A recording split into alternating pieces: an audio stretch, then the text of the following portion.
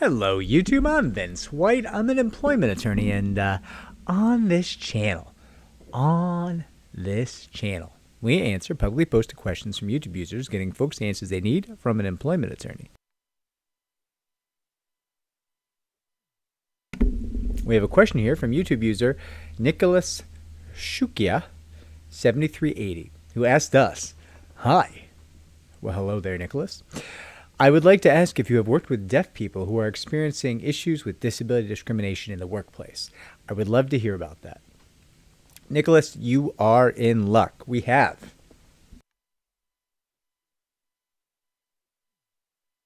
I don't know what you want to hear about specifically. So, in terms of representation, we're very used to dealing with the teleoperator system. You know, the people who do the phone for individuals dealing with a deafness or hearing impairment. Certainly not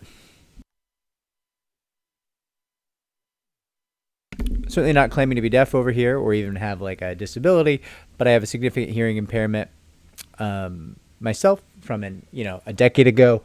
Tango with cisplatin chemo, and I'm actually getting fitted for new hearing aids in the next month or so. I have a hearing aid. I often don't use it, but much to the annoyance of people around me. So yeah, listen, not deafness in any way, shape, or form, but I guess what I'm saying is I have a passing familiarity with some of the hearing impairment issues, certainly not the deafness issues. We are very used to representing individuals dealing with deaf conditions or hearing impaired conditions. Has not been an issue historically. There's a lot of resources that makes the give and take very, very smooth with the client. The minute I start making these videos, I start coughing. It's wild. In terms of accommodations at the workplace, that's always between you and your doctor, whatever accommodations your doctor sees as appropriate for you in the workplace. So long as it's reasonable, we're going to fight for that. I've seen not a lot. I've seen a couple times recently deaf people demanding work from home accommodations, and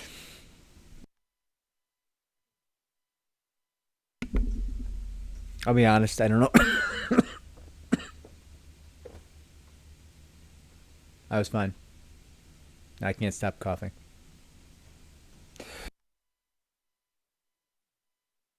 My gosh. All right. I don't know how much sense or how reasonable work from home for a deafness condition is, but I'm always happy to have that conversation with doctors. Certainly, I've seen a lot of accommodations that make perfect sense. I've seen safety accommodations. I've seen safety lights put in facilities where they previously used sirens. I've seen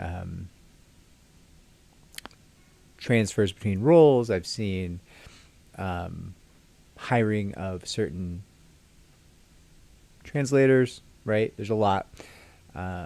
Depends on the job, depends on the resources of the employer, but there's a lot you can do in terms of accommodating hearing impairment or deafness. So I guess, Nicholas, what I would say to you is, knowing that we've had between 5 and 10 of these cases over the past 15 years, which, not the most, right? We're not running attorneyforthedeaf.com or anything, we actually do, I think, run cancerattorney.com because we do a lot of accommodations for people with cancer because, I had stage 4 cancer back in the day.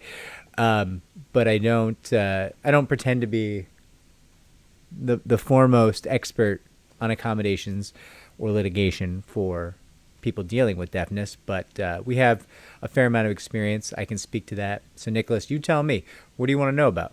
Do you want to know about working with the attorneys and how that goes? Do you want to know about the accommodations? What's the vibe? How can I help? I'll check the comments. If this was helpful, like, subscribe, comment down below, share our channel so it can grow. Thank you.